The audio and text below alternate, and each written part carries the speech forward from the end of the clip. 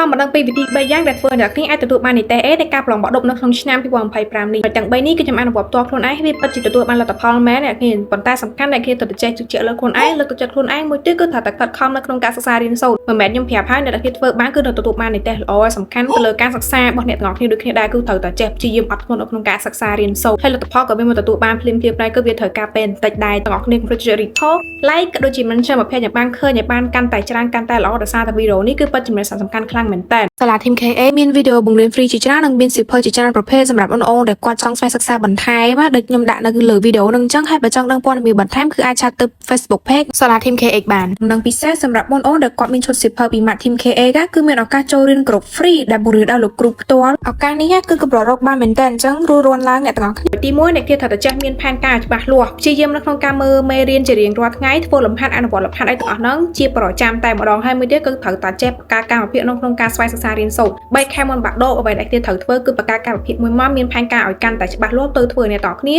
ដើរទៅដល់គោលដៅហ្នឹងកាន់តែងាយស្រួលទៀតដោយសារតែយើងបានដាក់កម្មវិធីយើងបានក្រុមទុកឲ្យថាយើងត្រូវដើរធ្វើមិនចឹងទៅដល់ធ្វើឲ្យយើងអាចឈានទៅដល់ការទទួលបាននីតិ A B C ដែលយើងប៉ងហ្នឹងអញ្ចឹងកន្លែងនេះគឺសំខាន់ខ្លាំងមែនតើសំខាន់មួយទៀតហ្នឹងគឺត្រូវតែគិតវិជ្ជមានជាធម្មតាចិត្តដល់ប្រឡងនេះគាត់ជាគិតថាអូខ្ញុំធ្វើអត់បានល្អហើយបាក់ទឹកចិត្តកេងយំកុំគិតបែបហ្នឹងអីតែគេព្យាយាមនៅក្នុងការសិក្សារៀនសូត្រទៅខ្ញុំជឿថាអ្នកប្រកាសជាធ្វើបានណាមួយចំណុចទី2អ្នកគេត្រូវតែចេះរៀបចំកន្លែងរៀនហ្នឹងឲ្យមានរបៀបរៀបរយហើយអ្នកគេត្រូវតែចេះរៀបចំសម្ភារៈសិក្សាឲ្យបានគ្រប់សិនមុននឹងចាប់ផ្ដើមសិក្សារៀនសូត្រហើយមួយទៀតគឺត្រូវចេះកំណត់ពេលវេលាកំណត់ម៉ោងឲ្យបានច្បាស់លាស់នៅពេលដែលយើងធ្វើលំហាត់ហ្នឹងអញ្ចឹងព្យាយាមធ្វើលំហាត់វិញ្ញាសារបស់ចាស់ចាស់ទៅទោះបីជាអ្នកគ្រូនៅសាលារៀនអត់ទាន់ចប់រៀនក្រោយព្យាយាមធ្វើវាទៅគាត់រៀនដល់ណាគេធ្វើត្រឹមហ្នឹងទៅអត់ចេះអីទេគឺអាចយកទៅសួរពួកគាត់បន្ថែមហើយវាដែលសំខាន់មុននឹងរៀនហ្នឹងអ្នកត្រូវតែចេះចិត្តទុកដាក់ដូចជាបដោតទៅលើការដែលយើងរៀនហ្នឹងកុំយកទូរស័ព្ទដាក់ចិត្តអីចឹងទៅអ្នកអាចទុកឲ្យរៀងឆ្ងាយតិចទៅទុកតែសម្រាប់កំណត់ម៉ោងបិទ Wi-Fi បិទអ៊ីនធឺណិតចោលចឹងទៅដើម្បីឲ្យយើងបដោតអារម្មណ៍មានអារម្មណ៍មូលទៅលើការរៀនហ្នឹងទៀតរៀននៅកន្លែងស្ងប់ស្ងាត់ល្អមានផាសុខភាពអ្នកគេរៀនហត់តែចូលទៀតហើយសម្រាប់ខ្ញុំគឺអញ្ចឹងអ្នកគេសម្រាប់ខ្ញុំគឺខ្ញុំចូលចិត្តរៀននៅហាងកាហ្វេមានអារម្មណ៍ថាវាស្ងាត់ហើយខ្ញុំដាក់ការរៀនដាក់ភ្លេង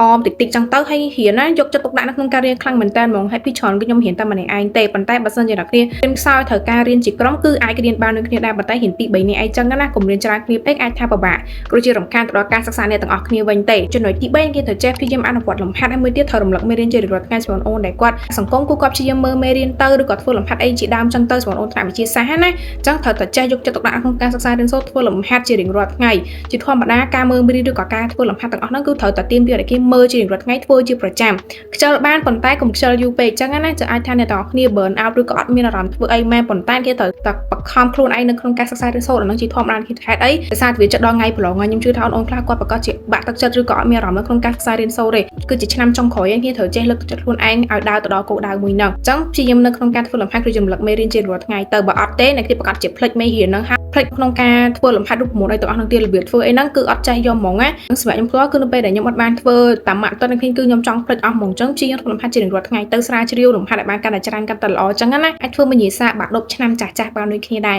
សភៅនៅក្នុងការស្វែងសិក្សាគឺពិតជាមានសារៈសំខាន់ខ្លាំងមែនតើដូច្នេះអ្នកគេត្រូវព្យាយាមរើសឲ្យបានត្រឹមត្រូវបើរើសខុសការរៀនផងយើងក៏វាខុសទៅដូចគ្នាដែរអញ្ចឹងសម្រាប់រូបនេះខ្ញុំខ្ញុំបានទៅទិញសភៅនៅក្នុង page សាលា Team KA សភៅបកគាត់ចេញមកច្បាស់មានកំណែដូចជាបញ្ញុបកស្រាយមកបកក្បាលខ្លាំងមែនតើអញ្ចឹងគឺខ្ញុំមានតែប៉ុណ្្នឹងទេអរគុណអ្នកខ្លាំងមែនតើបាយបាយ